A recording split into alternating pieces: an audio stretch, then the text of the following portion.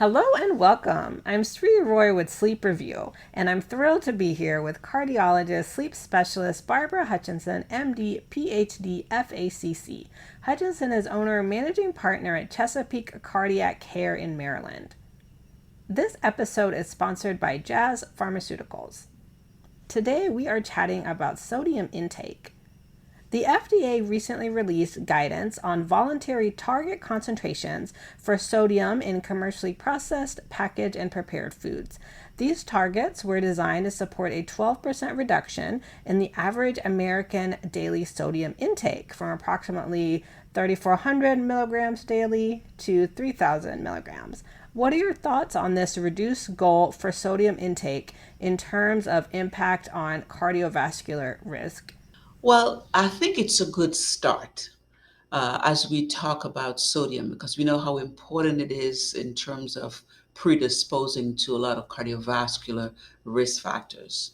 But when you think of the main source of sodium, it comes from packaged, processed, restaurant, and just store bought foods. I think this is a good start.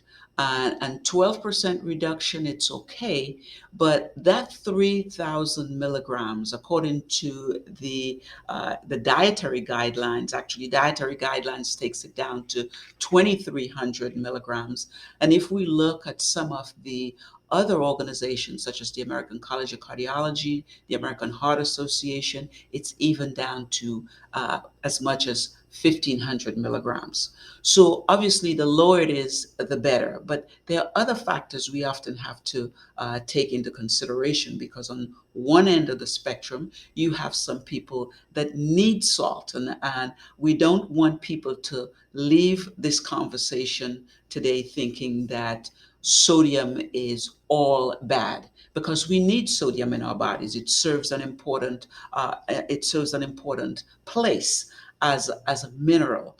But what we're talking about here is high concentrations and how high concentrations can impact. So I would say it's a good start because in the packaged foods, if we could start decreasing that, that would impact our cardiovascular risk. The other thing that I would also emphasize is that the lower we start, think about it, our taste buds now get used to a lower amount. And in addition to these packaged foods, you remember there are other sources of sodium. There's natural sodium that we take in, there's table sodium, the one that we add at the table. Then there's the one that they add when they're cooking. So there are other sources of sodium that we also have to consider. So the lower we start with these processed foods, which we said 71% of people, that's the source of sodium. What are some links between high sodium intake and adverse cardiovascular outcomes? Sure. Well, high sodium intake is, and by the way, when we talk about high sodium intake, it's usually in the form of salt, which is sodium chloride. And then on the other hand, you have the mineral sodium. But high sodium intake can have effects on cardiovascular outcomes. We know that high sodium intake can lead to elevated blood pressure levels. It can also lead to coronary artery disease, to stroke, congestive heart failure. High sodium levels predispose to CHF exacerbation in patients. And there have been studies that also point to the fact that high sodium levels can also cause increased thickening of the heart muscle itself. And as you have increased thickening of the heart muscle, that could lead to other conditions, whether it's cardiomyopathy and even elevated blood pressure levels. In addition to sodium in our food, medications can also be a source of sodium intake that people may be unaware of. For example, prescription and over the counter medications can contribute to increase a person's total sodium intake per day. In fact, one study found rates of cardiovascular disease to be higher in people who were taking sodium containing acetaminophen versus those taking non sodium containing acetaminophen. What should people be aware of with regard to medication use and sodium intake? Well, I guess it goes back to what we just talked about in terms of the mineral. In terms of medication, the basic awareness here should be the fact that there are hidden sources of sodium, whether it is in medication, whether it is in, like we talked about, the foods that we eat.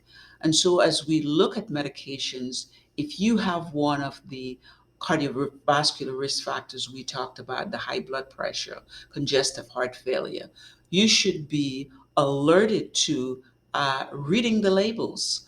Just like you go to the grocery store and would read the labels in terms of finding out what is the carrier in that medication. Is it sodium? Is it potassium? So it's very important to read the labels and also to know what's the base in terms of the medication, because this study that you just alluded to is the fact it showed that those patients that had the sodium containing acetaminophen, they had higher rates of cardiovascular disease, certainly. We'll be back with Dr. Hutchinson after this short break. This episode is sponsored by Jazz Pharmaceuticals. Jazz Pharmaceuticals is a global biopharmaceutical company with a focus in neuroscience and sleep medicine, committed to improving the lives of patients and their families. Jazz is also the proud creator of Narcolepsy Link. The Narcolepsy Link mission is to increase narcolepsy awareness, help patients receive a proper diagnosis of narcolepsy, and to support long term disease management. Narcolepsy Link creates innovative, evidence based educational materials and resources for healthcare professionals to improve communication between healthcare professionals and their patients. Visit jazzpharma.com and narcolepsylink.com for more information. Research is revealing more about the connections between sleep disorders, including obstructive sleep apnea, insomnia, and narcolepsy, and cardiovascular risk. How, if at all, should cardiovascular risk be discussed when determining the management plan for sleep disorders? Well, when we talk about management of sleep, we have to remember we have to not see patients in silos. Yes, they may have a sleep breathing problem or sleep disorder, but what else is going on? Because what I have found over the years is sometimes if they have other cardiovascular problems, they can often be triggered by the sleep problem, or it is bidirectional. For example, when we talk about patients with resistant hypertension, and they're taking five, six medications, there comes a point in time where you have to ask yourself, is there something else that's driving that high blood pressure? And now we know that obstructive sleep apnea, almost 50% of patients with resistant hypertension, and sometimes even up to 85%, can have obstructive sleep apnea. And we know that treating that obstructive sleep apnea could often result in them taking less medications than they are on. So that's one thing. Again, in cardiovascular disease, arrhythmia is a big thing. Many patients have atrial fibrillation, or they may have some kind of atrial or ventricular arrhythmias. And instead of just focusing on the cardiovascular, could there be some other sleep related problem? Insomnia, whether it's sleep breathing disorder, that could again be driving that. So, as we talk about risk factors, it's always good to think outside I like to call it the cardiovascular box, and look at other drivers that could be driving some of the cardiovascular problems. For example, exacerbation of congestive heart failure. Every time it's like 2, 3 o'clock in the morning. Well, we have to stop and think, is there something going on while we're sleeping that is driving that? So I always like to think of sleep as the sleeper in cardiovascular disease that we always have to think about as we treat these patients. And as we treat patients with cardiovascular disease, it's good to think outside the box, and look at other things, like I like to call them, other drivers of their cardiovascular problems. Can you share an example of modifying a sleep disorder patient's management plan due to an emerging cardiovascular risk or disease? Oh, sure. I'll share two. I often see patients that come, like I mentioned, with cardiovascular disease, well, mainly high blood pressure, and they come because their doctors have they're now on 4 or 5 medications and they still can't get their blood pressure down. They've tried dietary changes, low sodium, everything, and they say, well, I've always tell them I feel tired all the time, but no one has gone beyond that. What could be causing the fatigue? And it's just screening them for obstructive sleep apnea or just sleep breathing disorders. And often, I can't tell you how many times I've found that several of these patients have between moderate to severe obstructive sleep apnea. They get treated for their obstructive sleep apnea, and on follow up, blood pressure that previously was uncontrolled on 4 medications now within range, now better controlled once you've started treating their obstructive sleep apnea.